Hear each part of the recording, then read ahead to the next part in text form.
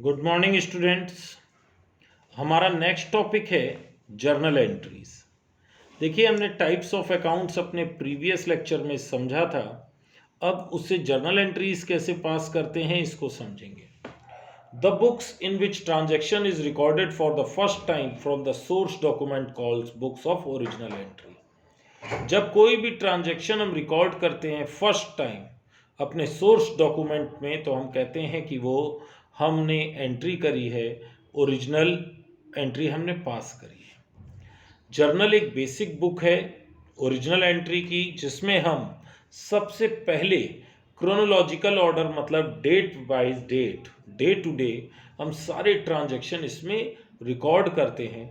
और इसमें रिकॉर्ड करते समय हम जिस प्रिंसिपल को फॉलो करते हैं वो प्रिंसिपल है डबल एंट्री सिस्टम। देखिए, इसको समझना होगा। यहाँ से जब किसी भी बिजनेस का साइज बहुत छोटा हो तो हमारे पास पॉसिबल है कि हम each and every transaction journal में लिख सकते हैं, यानी कि रिकॉर्ड किया जा सकता है। इसका मतलब है कि अगर किसी की बिजनेस ऑर्गेनाइजेशन छोटी है तो वो लोग जर्नल बना सकते हैं, लेकिन अगर यही ऑर्गेनाइजेशन धीरे धीरे करके अगर ग्रो कर जाए, बहुत बड़ी हो जाए, तो ये उस ऑर्गेनाइजेशन के लिए पॉसिबल नहीं होता है कि वो हर किसी का जर्नल रिकॉर्ड कर सके। तो ऐसे में कुछ हम क्या करते हैं, जर्नल को सब डिवाइड कर देते हैं। उसी को हम कहते हैं कि हम जर्नल में बड़ी firm, large business firms entry ना करके सब डिवीज़न ऑफ जर्नल में एंट्रीज करती हैं, और ये स्पेशल बुक्स कही जाती हैं, यानी कि इन्हीं को हम सब्सिडरीज बुक या बुक्स ऑफ ओरिजिनल एंट्री के नाम से भी जानते हैं। Each type of transaction is recorded separate subsidiaries book. हर प्रकार का एक ट्रांजेक्शन जो होता है उसका एक अलग नेचर होता है, और वो पर्टिकुलर ट्रांजेक्शन उसी में लिखा जाता है। देखिए, कितने प्रकार की सब्सिडरीज बुक होती हैं। पहली होती है कैश बुक, इसमें सारे कैश ट्रांजेक्शन्स रिकॉर्ड होते हैं। दूसरी होती है परचेज बुक, इसमें केवल क्रेडिट परचेज रिकॉर्ड होती है। Sales book, credit sales. Purchase return book, वो परचेजेज जो आप खरीद करके लाए थे लेकिन किसी कारणवश आपको रिटर्न करनी है। Sales return book, same logic. Bills receivable book, bills payable book, और last one is journal proper. जो इन 7 बुक्स में नहीं आता है उसको हम लास्ट में जर्नल प्रॉपर में एंटर करते हैं। अब आइए, फंक्शंस क्या हैं जर्नल के। देखिए, सबसे पहला फंक्शन है to keep chronological order, date wise date सारे रिकॉर्डर ट्रांजैक्शंस को रिकॉर्ड किया जाता है। इसका मतलब है, पहला है जर्नल में डेट वाइज हम सारी चीज़ें रिकॉर्ड करते हैं और वो क्रोनोलॉजिकल होनी चाहिए, ठीक है, तभी रिकॉर्ड की जाएगी। ऐसा नहीं होता है कि पहले अगर 1 अप्रैल है तो हम 15 अप्रैल के ट्रांजैक्शंस को पहले रिकॉर्ड नहीं करते हैं, पहले 1 अप्रैल, फिर 2nd, फिर 3rd, इस तरीके से होगा। हर ट्रांजैक्शन को एनालिसिस किया जाता है और कौन सा डेबिट करना है और कौन सा क्रेडिट करना है, उसके लिए हम जो रूल को फॉलो करते हैं वो है डबल एंट्री सिस्टम। 3rd है provide a basis of posting into laser.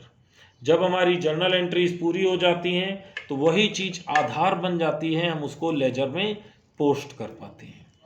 To maintain the identity for each transaction, हर ट्रांजैक्शन की आइडेंटिटी को मेंटेन करते हैं और हर एक ट्रांजैक्शन को परमानेंट बेसिस पर लिखा जाता है। अब आइए, फॉर्मेट क्या है जर्नल का।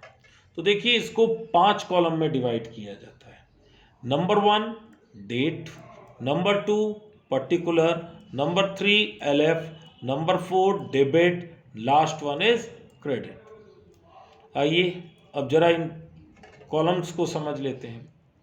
पहला कॉलम डेट होता है, इसमें हम डेट, सारे ट्रांजैक्शंस की डेट, ईयर और मंथ को रिटर्न करते हैं। लेकिन ध्यान रखिए, सबसे पहले हम सबसे ऊपर ईयर को लिख देंगे। जैसे 2019 के हमें सारे ट्रांजैक्शंस रिकॉर्ड करने हैं तो सबसे ऊपर हमने 2019 लिख देना है, फिर मंथ और फिर डेट। ये फॉर्मेट नीचे लगातार चलता रहेगा। पर्टिकुलर्स, हर ट्रांजैक्शंस के 2 अकाउंट इफेक्ट होते हैं, जिसमें एक अकाउंट डेबिट साइड होता है और एक अकाउंट दूसरा क्रेडिट साइड का होता है। जब अगर कोई चीज़ हम डेबिट में लिखते हैं तो उसकी पहचान होती है कि हम उसके आगे DR लगाते हैं।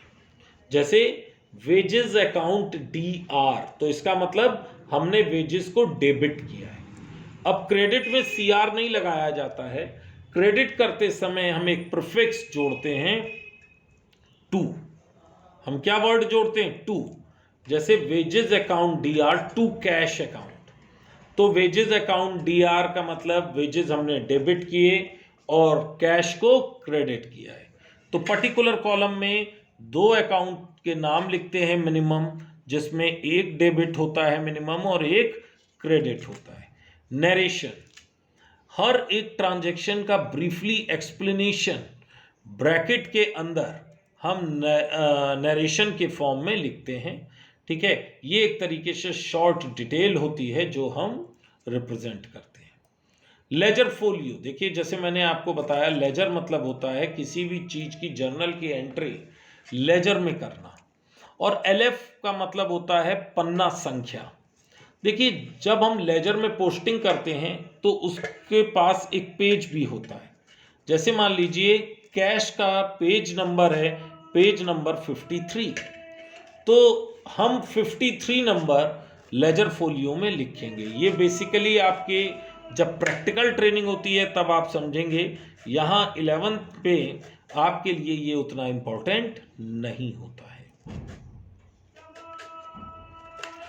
अब हम एक एग्जाम्पल से इन चीज़ों को और क्लियर करेंगे कि कैसे सारे ट्रांजैक्शंस को रिकॉर्ड किया जाता है। ये हम अपने नेक्स्ट वीडियो में आपको एक एग्जाम्पल से सारी चीज़ें क्यों डेबिट और क्रेडिट हो रही हैं ये समझाएंगे।